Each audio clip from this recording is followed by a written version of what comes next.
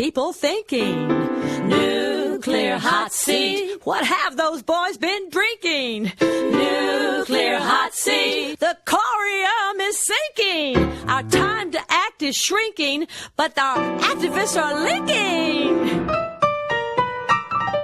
Nuclear hot seat, it's the bomb. Welcome to Nuclear Hot Seat, the weekly international news magazine keeping you up to date on all things nuclear from a different perspective. My name is Libbe HaLevy. I'm the producer and host, as well as a survivor of the nuclear accident at 3 Mile Island from just 1 mile away. So I know what can happen when those nuclear so-called experts get it wrong.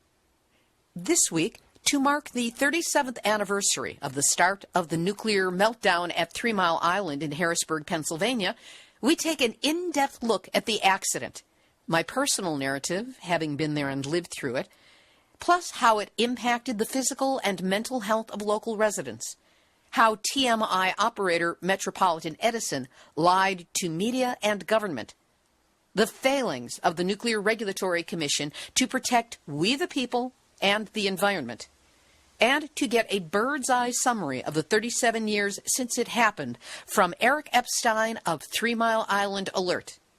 Also in this week's program, our former Nuclear Regulatory Commission Commissioner, Peter Bradford, nuclear engineer Arnie Gundersen of Fairewinds Energy Education, TMI adjacent resident Mary Stamos, and archival audio from the mainstream media coverage back in 1979, when the terrifying nuclear accident was unfolding and the media was paying close, unfettered attention.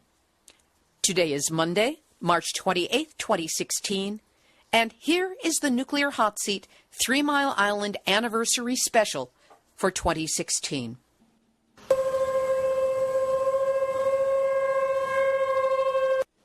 What we forget is the fear. In the wake of Fukushima, we in the movement for nuclear sanity and the media will often refer to the nuclear accident that took place at 3 Mile Island, which happened on March 28, 1979. But we don't really discuss it or even consider it in any detail. There are undoubtedly listeners to Nuclear Hot Seat who weren't even born then and don't know much about this accident other than what they've heard so often from the media, the government, and the industry. It happened, nobody died, no big deal. And then, if this person is in a nuclear conversation, we'll move the discussion to the more obvious horrors of Chernobyl or Fukushima. But I cannot forget 3 Mile Island, because I was there, literally 1 mile away, visiting an old friend who had recently moved to the area. The first day, I was ignorant of the accident because I was alone in my friend's house, doing some writing, and not listening to radio or television. By not paying attention to the media, I missed the initial warnings, which sounded like this. An accident in the water cooling system at the 3 Mile Island nuclear power plant in Harrisburg, Pennsylvania, forced the company to call a general emergency and shut down part of the plant for an unspecified period. Just 2 days later, Walter Cronkite, the most trusted newsman in America, started a special report on 3 Mile Island on CBS like this. The world has never known a day quite like today. It faced the considerable uncertainties and dangers of the worst nuclear power plant accident of the atomic age. And the horror tonight is that it could get much worse. It is not an atomic explosion that is feared. The experts say that is impossible. But the specter was raised of perhaps the next most serious kind of nuclear catastrophe, a massive release of radioactivity. The Nuclear Regulatory Commission cited that possibility with an announcement that, while it is not likely, the potential is there for the ultimate risk of a meltdown at the 3 Mile Island atomic power plant outside Harrisburg, Pennsylvania. But by the time Cronkite's announcement hit the airwaves, much had happened that set the course for the accident, the bungled follow-up, and the trail of lies that followed. The nuclear accident at 3 Mile Island began at 4 a.m. on Wednesday, March 28, 1979, with failures in the non-nuclear secondary system, followed by a stuck open valve, which allowed large amounts of nuclear reactor coolant to escape. The mechanical failures were compounded by the initial failure of plant operators to recognize the situation as a loss of coolant accident due to inadequate training and human factors. In particular, a hidden indicator light led to an operator manually overriding the automatic emergency cooling system of the reactor because the operator mistakenly believed that there was too much coolant water present in the reactor and causing the steam pressure release. Arnie Gundersen of Fairewinds Energy Education and a familiar, supportive presence to the anti-nuclear movement was a nuclear industry insider at the time of 3 Mile Island. He has since come to be one of the world experts in exactly what took place. The big questions he addresses are, how bad was the accident from the start? What radiation was released into the environment? Should an evacuation have been ordered, and if so, when? The following audio of Arnie is taken from a video on Fairewinds.com entitled 3 Myths of 3 Mile Island. Be aware that there is music in the background coming from a marching band that was playing in the lobby of the hotel when this symposium took place. Around 7 o'clock in the morning, an engineer and his supervisor, using an approved procedure, calculated that the exposure in Goldsboro might be as high as 10 R an hour. Now, it was an approved procedure, and people had worked on it for years, and it was actually a TMI Unit 1 procedure. So this is not a new procedure. And by the procedure, an evacuation was required. There's no doubt that by the written process that people not in a crisis situation had available to them, by 7:30 in the morning, an evacuation was required. At 7:30, TMI called the state and told them they had 10 R an hour. But TMI's position was that it seemed too conservative. They said the pressure wasn't high enough. Well, within the calculation, there was no pressure dependency. So basically, they went outside the realm in a crisis situation as opposed to letting the procedure govern how you should be working your way through.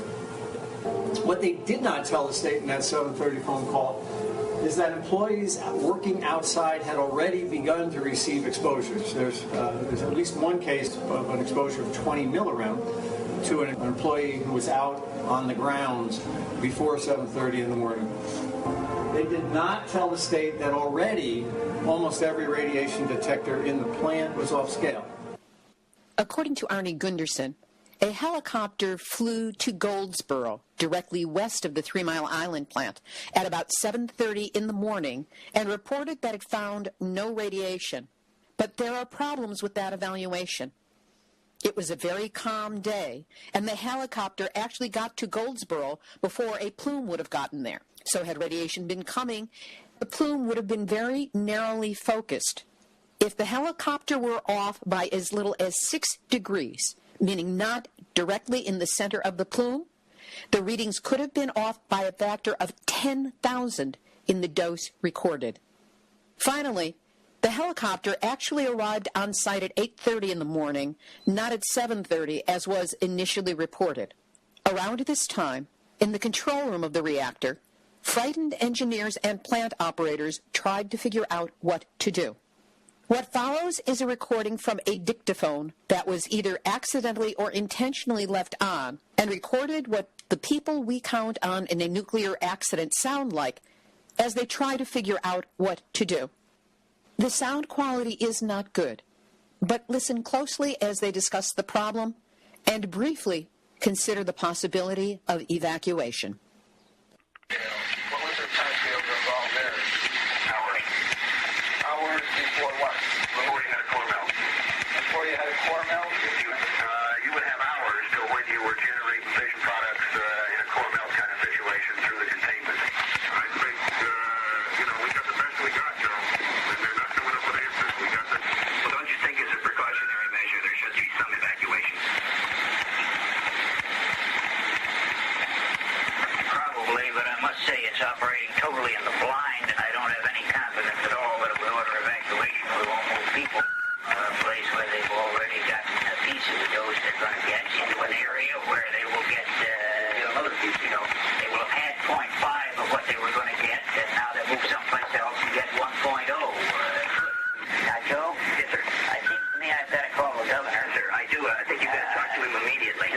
Do it immediately. We're operating almost totally in the blind. They admitted they were operating almost totally in the blind. And it was on that basis that they decided not to call an evacuation. Mary Stamos is a longtime resident of Middletown, Pennsylvania. She lived and still lives only 6.5 air miles from the facility and was directly in the center of the trajectory of the plume, though she did not know it at the time.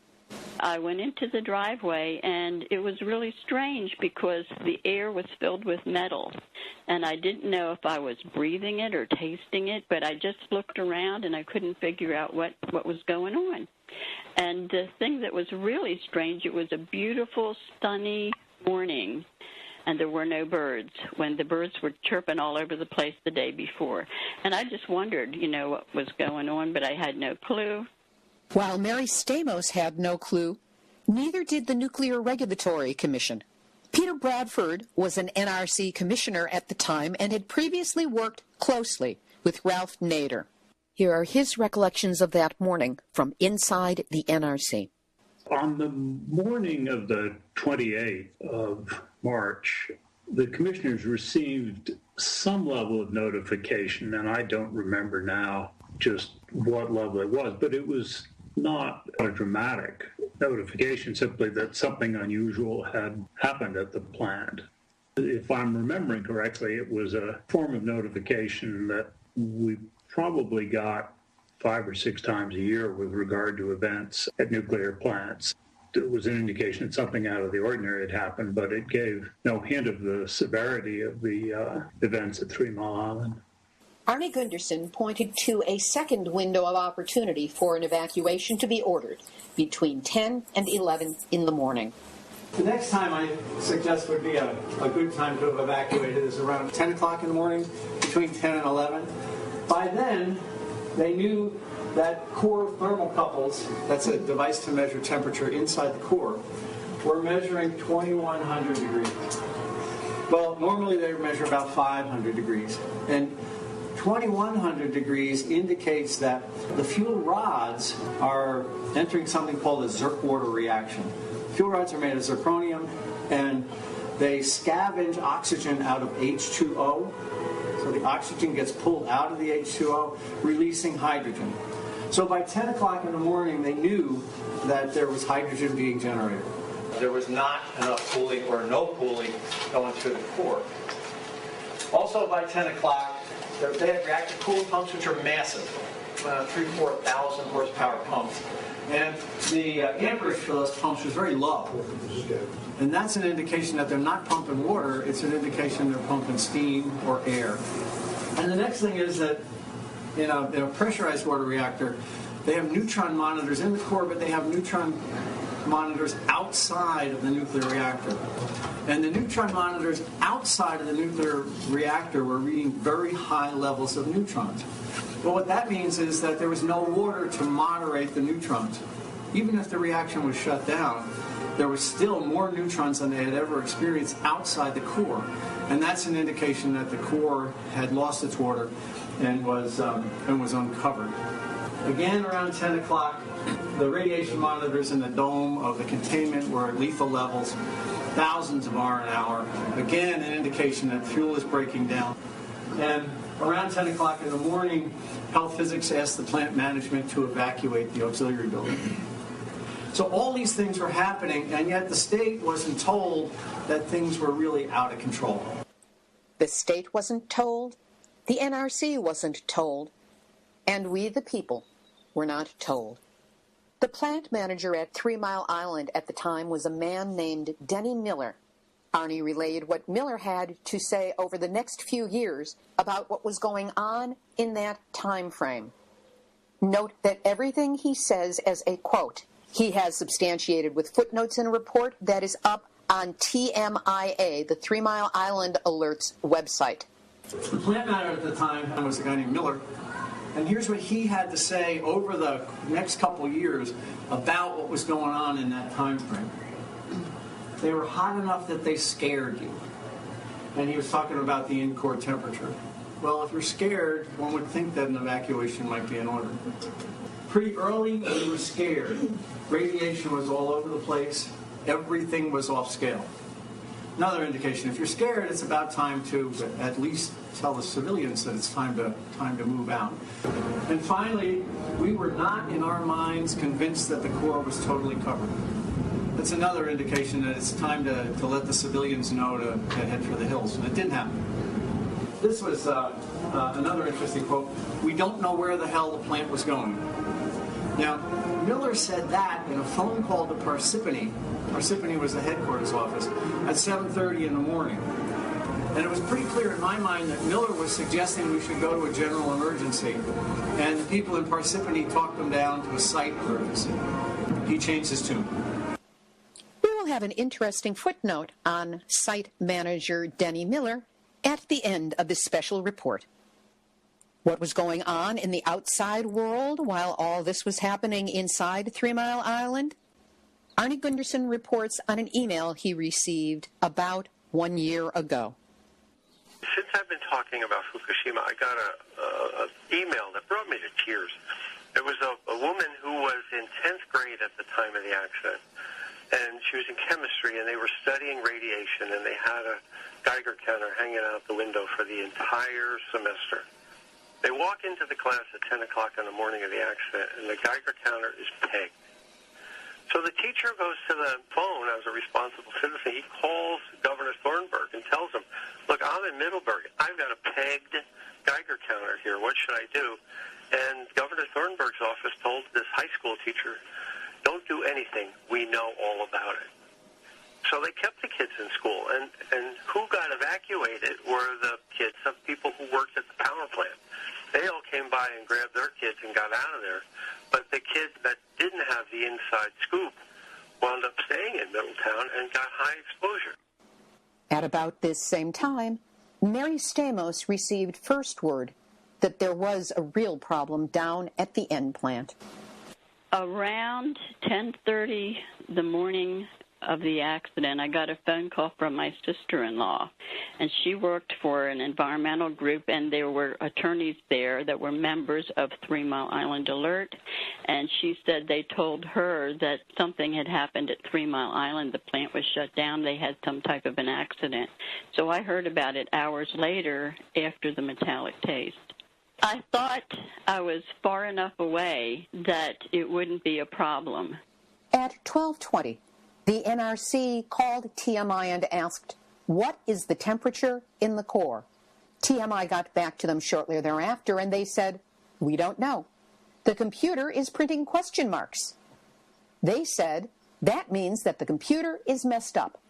In fact, question marks meant that the temperature in the core was over 700 degrees. They did not know how high, but they knew it was high. And that was another indication of a meltdown in progress. A couple of minutes before 2, there was a hydrogen explosion. Now, the industry will call it a hydrogen burn, but it was a hydrogen explosion. This from a newscast at the time. It roared with a tremendous roar of releasing steam. It woke me up, and I looked out the window and I saw this huge column going up in the air and roaring. The NRC was not informed of this explosion until 2 days later.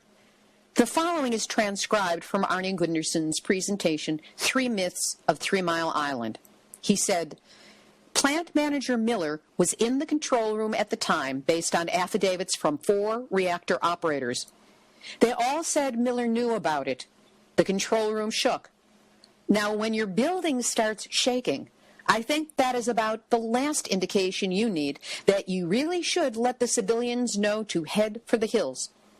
After that, it was unconscionable that an evacuation was not ordered on that first day.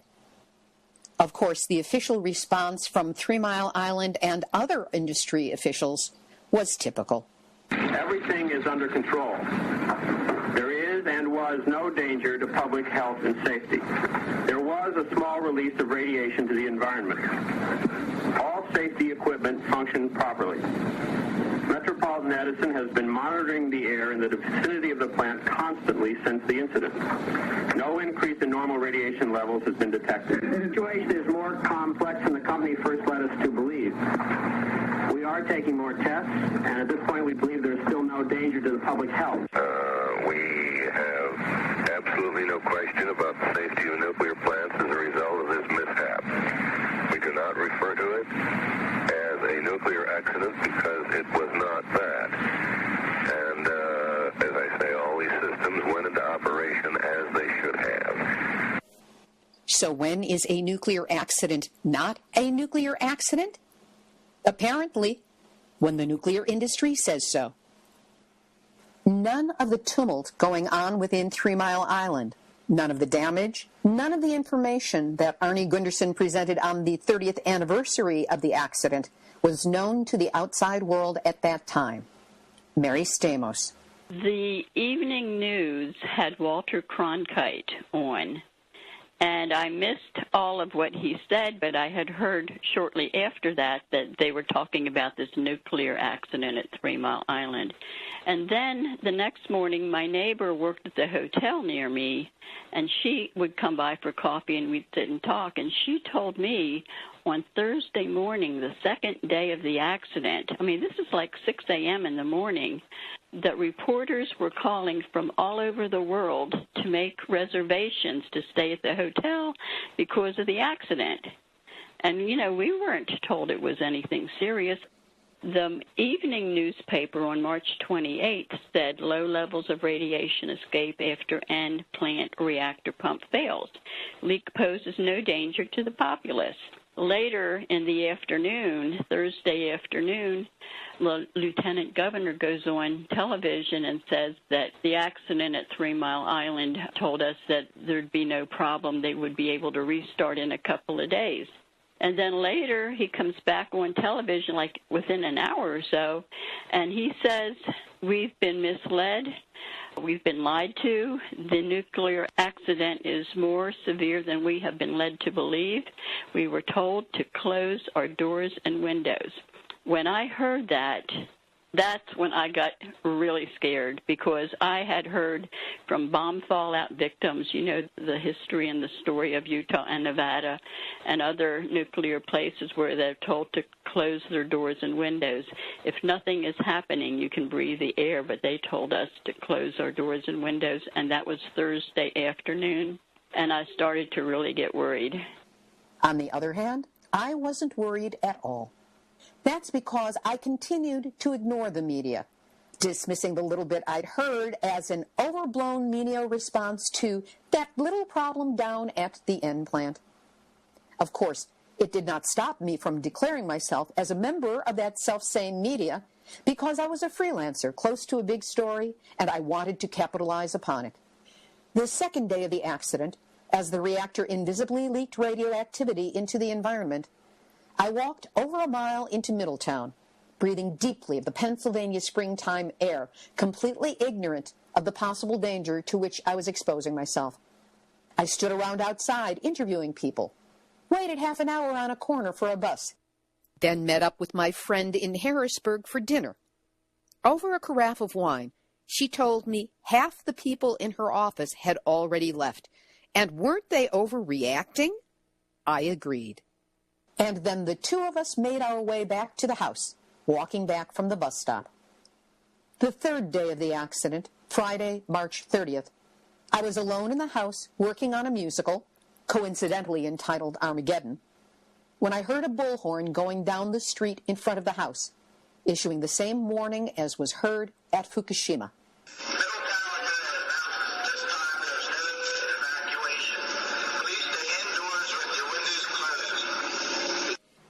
Stay indoors, close your doors and windows, and do not go outside unless you absolutely have to.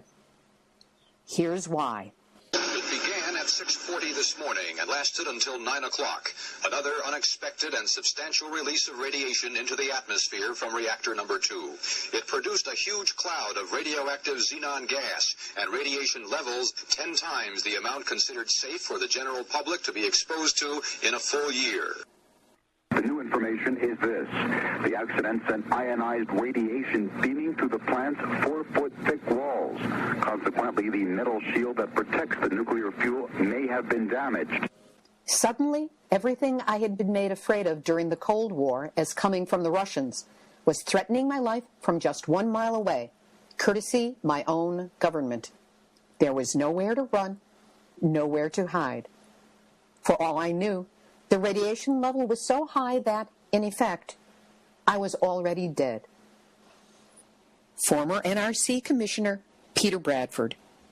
The commission did not become aware of the seriousness of the event until Friday morning, when we learned that there had been radiation measured by a helicopter flying over the plant site, and no one seemed to have a good explanation of what the source of that radiation was, whether it was likely to get worse, whether there were likely to be other releases. So for the first time, the commission had to focus on both notifying the rest of the federal government and formulating a recommendation for the governor of Pennsylvania as to what, if any, level of evacuation he should order.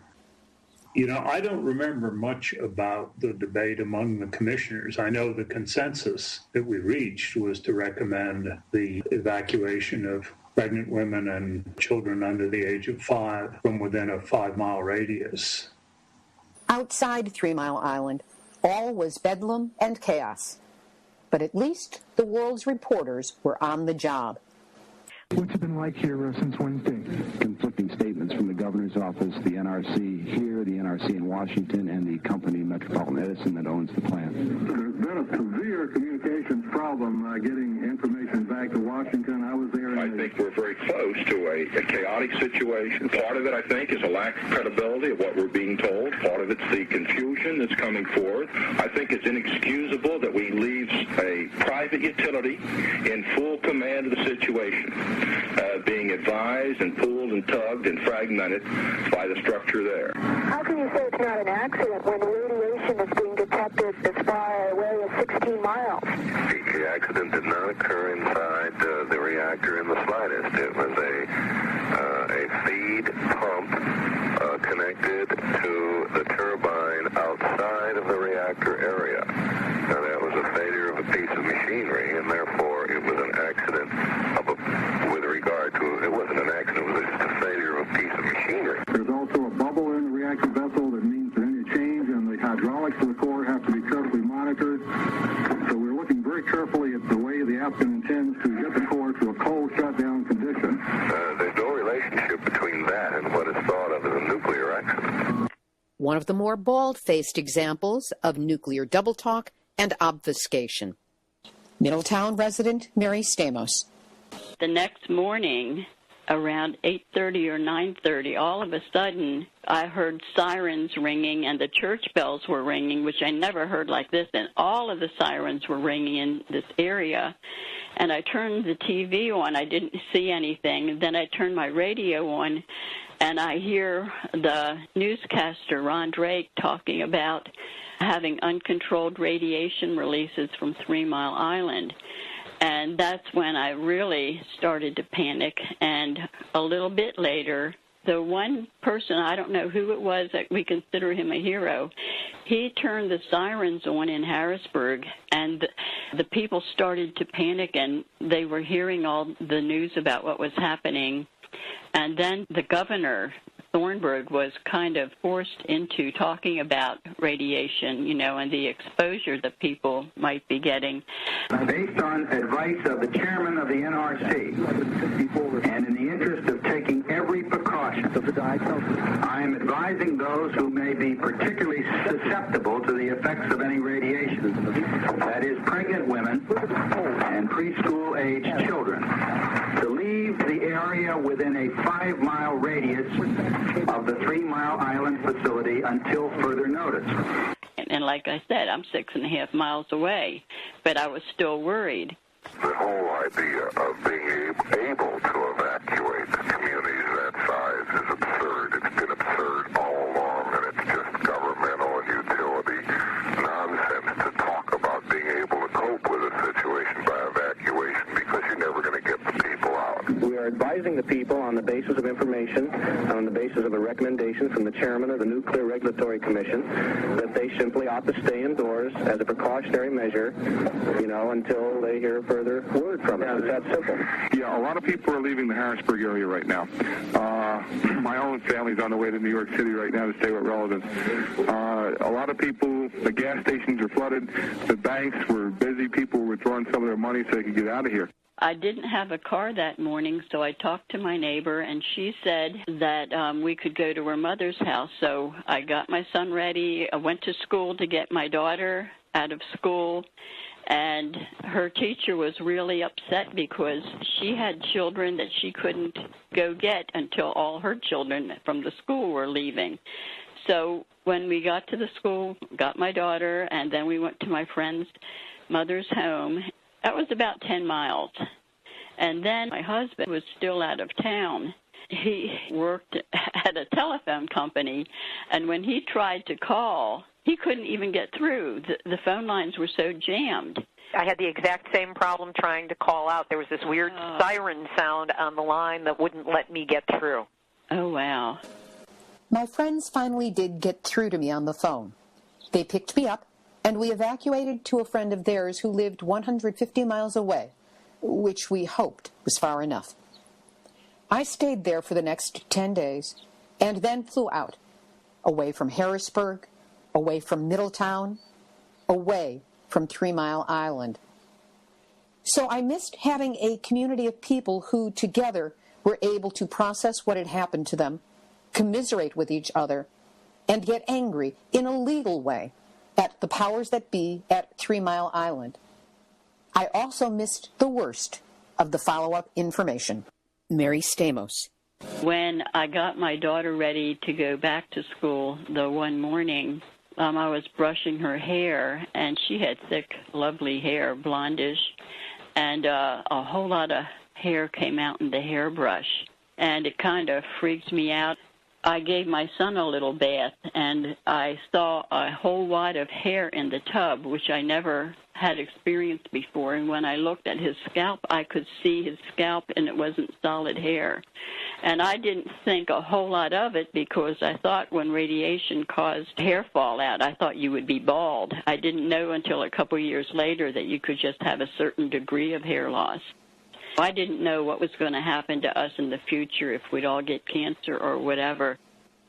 Other post-3 Mile Island problems noticed and documented by Mary Stamos include a sudden growth spurt in some of her plants, as much as 4 inches in less than a week, mutated flowers branching out into multiples that did not previously exist in nature, a rose that grew out of the middle of another rose, but with no reproductive components visible on either of them, and dandelion leaves that were 3 feet long.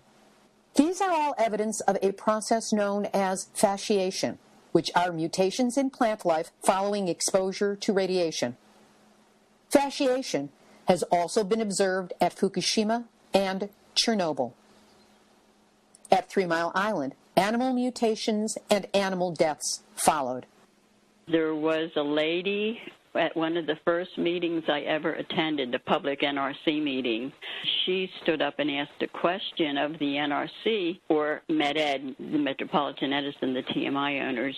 And she wanted to know when they were going to pay her for her losses of animals. And she had a dog kennel, or a poodle kennel, and her poodles was born with no eyes. It had eye sockets but no eyes, and she lived right down across the street from 3 Mile Island. They paid her every penny that she asked for, but she was not allowed to talk about it. Mary Stamos became and remains involved with 3 Mile Island Alert. In the wake of the accident, learning that there was no epidemiological follow-up to determine the impact of the accident on the health of local residents, she and others from the group went door to door in the evacuation area asking questions about people's health. She was shocked to learn that more than 50% of the people who lived within a 5-mile radius of the nuclear reactors at 3 Mile Island had moved away within the past 5 years, though one can hardly blame them. One final story from Mary. The Nuclear Regulatory Commission and 3 Mile Island would come and have all these meetings, and people would talk about their problems, and they kept insisting that radiation wasn't the cause, but they never once said what it would have been. They blamed the health department here, and the government blamed a lot of it on stress. I mean, I never had metallic taste before, but I had stress before. I've never heard of an animal mutating because of stress. As for the legal follow-up, citizens succeeded in a class action suit against 3 Mile Island, winning $25 million in an out-of-court settlement. Part of this money was used to create the TMI Public Health Fund. In 1983, a federal grand jury indicted the public utility, Metropolitan Edison, on criminal charges for the falsification of safety tests prior to the accident. But under a plea bargaining agreement, Met-Ed pleaded guilty to 1 count of falsifying records and no contest to 6 other charges, 4 of which were subsequently dropped. They agreed to pay a $45,000 fine and set up a $1 million account to help with emergency planning in the area surrounding the nuclear reactors. Note that $1 million is approximately the profit on 1 nuclear reactor operating for 1 day. So it seems that Met-Ed got off very cheaply. We'll have an interview with Eric Epstein of 3 Mile Island Alert, who brings us up to date on what has happened in the last 37 years since the accident began. But first, a reminder that Nuclear Hot Seat is listener-supported and relies on your donations to help us keep going and growing. If you appreciate the kind of honest and vetted nuclear information represented by this program and want to help keep making it available, please do what you can to help us. You can start with what we call the Starbucks donation of the equivalent of a cup of coffee. Just go to nuclearhotseat.com, click on the big red donate button, and know that whatever amount you can offer is deeply appreciated, and you have my ongoing gratitude. To find out more about what occurred in the aftermath of 3 Mile Island, I spoke with Eric Epstein, who has been with 3 Mile Island Alert for more than 30 years. Eric knows where the metaphoric bodies are buried and was happy to share his knowledge for the Nuclear Hot Seat audience. Eric Epstein, thank you so much for being my guest this week on Nuclear Hot Seat. Oh, thanks for having me. It's a pleasure. First of all, tell us, what is 3 Mile Island Alert and when was it formed? 3 Mile Island Alert is a safe energy organization that was founded in 1977 in response to the construction of 3 Mile Island Unit 2, which was a plant involved with the core meltdown in 1979. So we've been around for a significant period of time, almost 40 years. The beginning was rocky. Most people had supported nuclear power vigorously in this country in response to Arab oil embargo, stagflation, and a number of reasons. I think people felt nuclear was the answer, but nobody was asking any questions, and that's what we did. Since that time, we have now grown. We cover 8 counties. We cover 3 nuclear power plants, obviously 3 Mile Island Unit 1, which is operating, 3 Mile Island Unit 2, which is not cleaned up, Peach Bottom 1, 2, and 3, and Susquehanna 1 and 2. So we've morphed into a safe energy group, a nuclear watchdog, and a voice for the community. How long have you been involved with the group, and what was your involvement at the time that the accident happened? That's a good question. At the time the accident happened, ironically, I was in Los Angeles in college working with a group known as the Alliance for Survival opposing San Onofre. I was involved beginning in 1982 with the Susquehanna Valley Alliance, which was primarily concerned with preventing the dumping of radioactive water, about 700,000 gallons, into the Susquehanna River. And from 1984 until the current time, I've either been the chairperson or the spokesperson for TMI Alert, consistently. So I didn't know at the time that I was signing up for a lifetime commitment, but I'm proud to do it, and I think it's important that our community has continuity and monitors the nuclear power plants in our backyards. We're here 24/7, 365, and as you know, we created a radiation monitoring network. We've also partnered with Dickinson College to create an archives, and our project for the 35th anniversary of TMI contains some real moving, graphic, and poignant interviews with folks that survived the accident. I find it highly ironic that you who lived in the area were in California, and I who lived in California was at 3 Mile Island when it happened. There's some karmic interchange happening there. You know, to be honest, it was quite an evolution for me. Growing up, you know, we welcomed TMI. I swam there. You know, people fished there. The jobs were good. Nobody really questioned it, which was a huge mistake. My dad reassured me that it was a safe source of energy. So, you know, the tables turned dramatically on March 28, 1979, when the accident began. And, look, my family didn't respond in a universal way. My dad evacuated, left the area, actually went to Delaware, which wasn't really that far away. My sister was in school and was one of the last kids to be picked up because we didn't really have a plan in place. So a lot of those kids dealt with that terror of not knowing if or when they'd be picked up. My family store stayed open. We had survived 3 floods, and we thought, hell, we could survive a nuclear accident. But people need to remember that the accident began on March 28th with a core melt, and by March 30th, Friday, kids were in school. It was warm, and that's when the precautionary evacuation took place. So it was indeed ironic that I was in Los Angeles, actually Anaheim at the time, and there's nothing like a nuclear meltdown to enhance your credibility. During the media circus that surrounded the accident's aftermath, what were some of the lies and distortions told by those in power, including MedEd? Right out of the bat, MedEd tried to downplay the accident, and that's been a problem at every marquee nuclear accident, whether it's TMI, Chernobyl, or Fukushima, that the people that caused the accident are responsible for the chain of communication. So if you look at the records and the Udall report, you'll find out real early on that the governor, who was just brand new, Governor Thornburg, had just been elected and didn't know where TMI was, and TMI is 12 miles away from the Capitol, quickly lost faith in the company. And there's a dramatic press conference given by the lieutenant governor, I think on March 29th, basically saying that, you know, we cannot believe the information we're getting from the company. The second myth that is probably more prevalent and troubling is that nobody died as a result of the accident.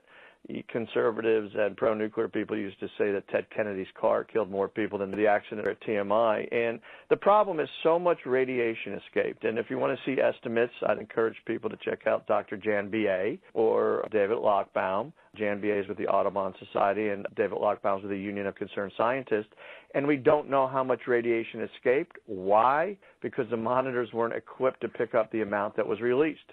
Monitors went off stack. Filters became clogged, monitors were missing, so we had to go back and do an inventory of radiation released. And what we found, and I think the most definitive health study was done by Dr. Wing, if you look at the 17 WIM plume pathways and you look at the cancer incidence, you will find that TMI had a devastating impact in the community, both in terms of physical health and psychological health. And up until this day, the company's paid out over $100 million in claims for evacuation, economics, health damages, including a $1 million award to a family whose child was born with Down syndrome.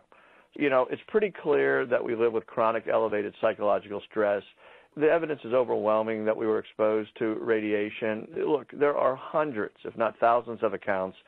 What were some of the early indicators that the health of local residents was being negatively affected by the 3 Mile Island accident?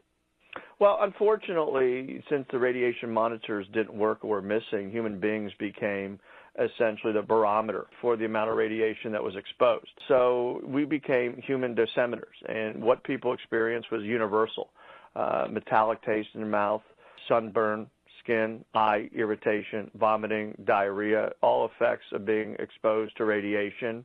It had a dreadful effect on animals, as most veterinarians in the area testified to. So it was pretty early on that the canary in the coal mine was both animals and human beings, which is absolutely unacceptable. And as time has gone on, and we're 37 years out now, we see an exceptionally high rate of thyroid cancer. Penn State at Hershey is still investigating those effects. Unfortunately, the state has given up and the federal government has kicked in the towel. And as we have complained, Libby, for 37 years, still no nuclear power plant has a health registry or a cancer registry for workers or people who live in the community, and that is unconscionable. You referenced a health study. How long after the accident did health studies begin, and what were some of the problems that researchers faced? The problem was that you have a mobile population here to begin with. It's the capital, so one segment of the population changes every 4 to 8 years depending on who's governor, and the other segment of the population is extremely stable. You know, you have people whose heritage dates back to the Revolutionary War. This is Bible Belt Christian conservative America, and these people who are also bedrock community are the people who went from being pro-nuclear to being skeptical to being thoroughly fed up with the industry. I'm telling you that because the surveys that happened and a definitive study that the industry relies on was done in 1985. 1985, just 6 years after the accident. No scientist in their right mind would tell you that you can capture radiogenic cancer in 6 years. That's junk science. Even that study, which was conducted by Dr. Tokihata from the Department of Health, was dismissed by epidemiologists at Penn State and at Harvard. And that wasn't even a study, it was a survey, and that's why I was complaining before about residents not being interviewed, is that they didn't even interview people. They basically did a survey of the area, the lines were fudged, the survey was thrown out, and really the definitive health account occurred in the early 1990s by Dr. Stephen Wing from the University of North Carolina at Chapel Hill. And if you reference that, you can see exactly what we argued since the day of the accident. Follow the plumes, talk to the people, and what you will find is high incidence of radiogenic cancer. And we still have cancer to this day, not to mention the fear of the unknown. People don't know what they were exposed to. Some people made decisions not to raise a family because they didn't want to bequeath mutations. And so it's an accident without an end. Libby, it's what I told people before. I can tell you the exact time the accident began, March 28th, 1979, 3:58.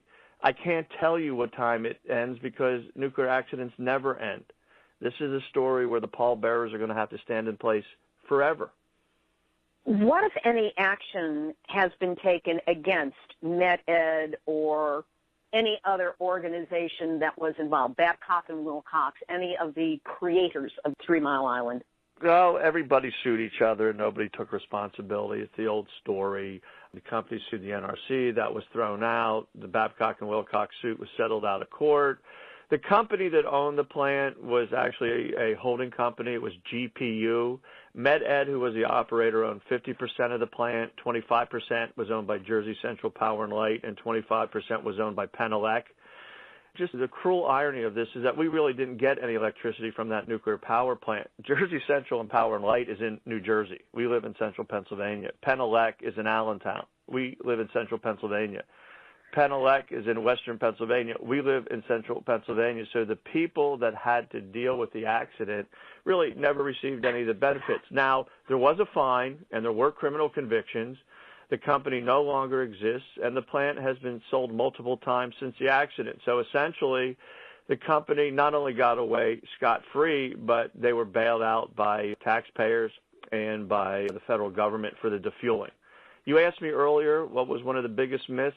The third biggest myth and probably biggest lie is that TMI-2 was cleaned up. At the time of the accident, there was no decommissioning funds. They had no money.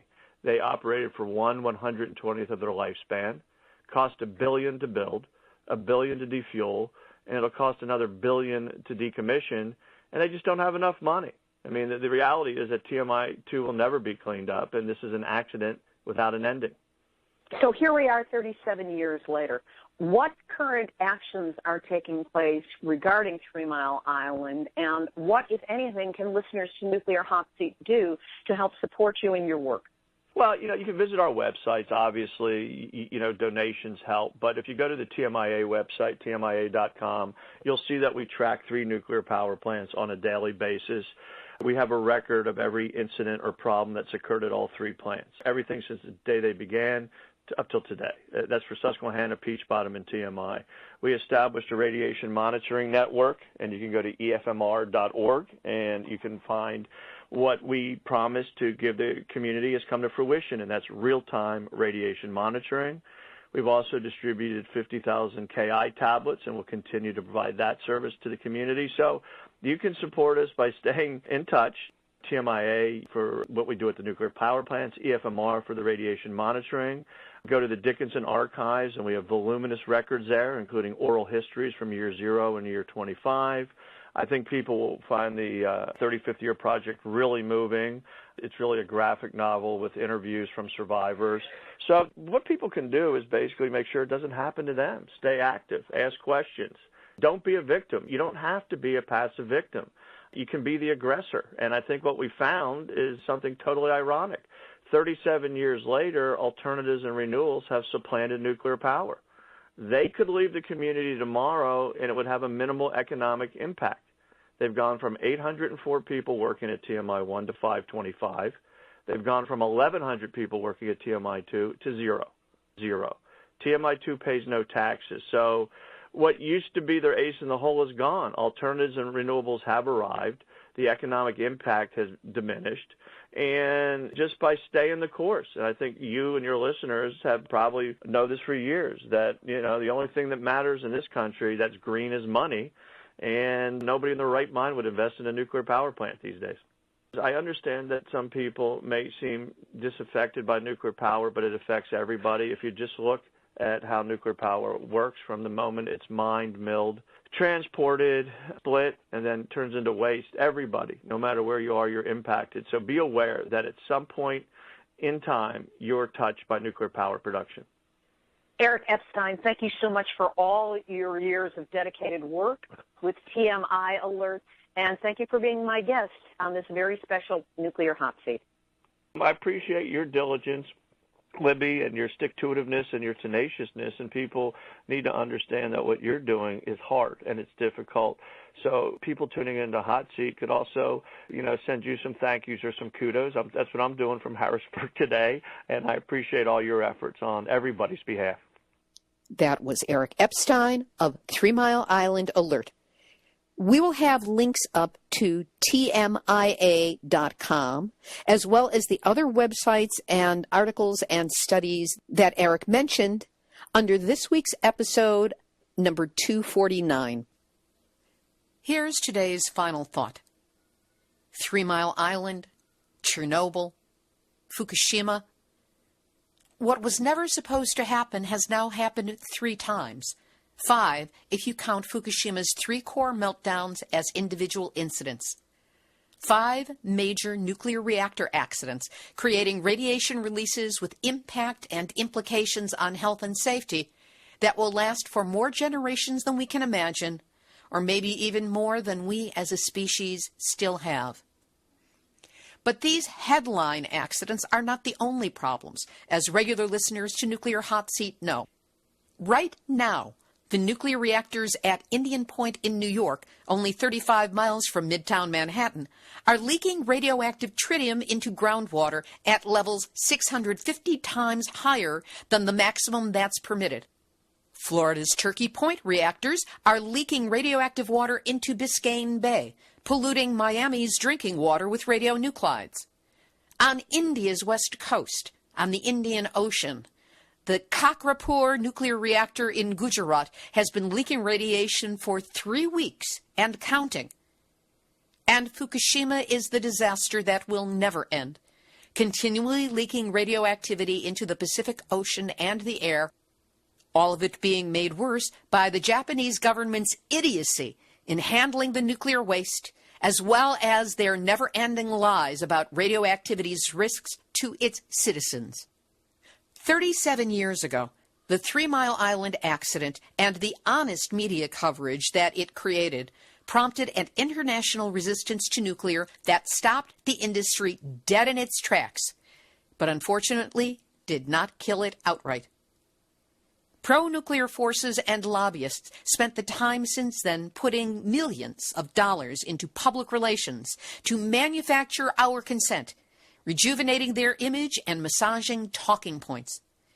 They have succeeded in convincing much of the world that nukes are really clean, green, sustainable, and necessary, none of which is true. Yes, it's a depressing picture, But we may, right now, have another moment of opportunity. In the wake of the Brussels terrorist attacks of March 22nd and the revelation that Belgium's Tihange nuclear reactors were the terrorists' first intended target, the world is now looking at nuclear reactors from a very different perspective. Clearly, the threat posed by radiation releases and long-term health compromises don't get governmental and economic juices flowing. But the suddenly perceived threat of the dirty bomb in the backyard, represented by every reactor and every spent fuel pool in existence, has provided an unavoidable international nuclear wake-up call. Now it's up to us to keep pushing. Whatever your chosen activism is, keep doing it. Keep the information real. Don't exaggerate, because the facts alone are bad enough. But whatever you do, don't stop. Let's get these things shut down, put out of their misery for good, and then figure out what in the world we're going to do with all of that toxic, deadly waste. We succeeded in slowing them down once after 3 Mile Island. Now let's get them out of commission for good. This has been Nuclear Hot Seat for Tuesday, March 28, 2016. Material for the 3 Mile Island Anniversary Special was researched and compiled from Fairewinds Energy Education at fairewinds.org, with gratitude to Arnie Gundersen, Eric Epstein of TMI Alert member Mary Stamos, former Nuclear Regulatory Commissioner Peter Bradford, and the strong, good-looking, and above-average members of the Nuclear Hot Seat Facebook community, which you are all invited to join. A reminder also that on my website, nuclearhotseat.com, you can sign up for a free chapter from my ebook, Yes, I Glow in the Dark, that deals with what it was like on the ground at 3 Mile Island as it was happening. It will also put you on our email list so that you will get Nuclear Hot Seat delivered to your inbox every week. The music written by me, sung by Marilee Weber, accompaniment by John Barnard, recorded at Winslow Court Studio in Hollywood. Nuclear Hot Seat is syndicated by UCY.tv, ActivateMedia.org, NewZSentinel.com, and StewWebRadioNetwork.com. We're always looking for other networks to connect with, so if you know a news aggregator or community radio station that would like to carry the show, do put us in touch. I'm also open to John Oliver, Samantha Bee, Stephen Colbert, and Trevor Noah. You can check out our archive of over 245 shows on the website nuclearhotseat.com, on our YouTube channel under Nuclear Hot Seat Videos, and on iTunes. And remember, it's your contributions that help keep Nuclear Hot Seat the vital force it is for accurate, honest nuclear news with an attitude. So please, donate what you can by going to nuclearhotseat.com and clicking on the big red donate button. Speaking of attitude, I was going to include my song from the show Armageddon, the one that I was writing when I was in evacuation at 3 Mile Island, called Only 1 Mile from 3 Mile Island. But there's no time on the show today, so it's going to be posted up on the website as a separate download. About 3 minutes, I'm the one singing, and it will show you quite clearly that I've been of this frame of mind for a long time, considering that I wrote the song 37 years ago. Nuclear Hot Seat is the activist voice on nuclear issues, so if you have a story lead, a hot tip, or a suggestion of someone to interview, send an email to info@nuclearhotseat.com. Same for all you media guys and gals. Call me. I'm a source for your stories. We are copyright 2016, Libbe HaLevy and Hardistry Communications. All rights reserved, but fair use allowed as long as proper attribution is provided. This is Libbe HaLevy of Hardistry Communications, the heart of the art of communicating, reminding you that from 3 Mile Island to Chernobyl to Fukushima, we have all had our nuclear wake-up call. So do not go back to sleep, because truly, we are all in the nuclear hot seat. Nuclear hot seat. What are those people thinking? Nuclear hot seat. What have those boys been drinking? Nuclear hot seat. The corium is sinking. Our time to act is shrinking, but our activists are linking.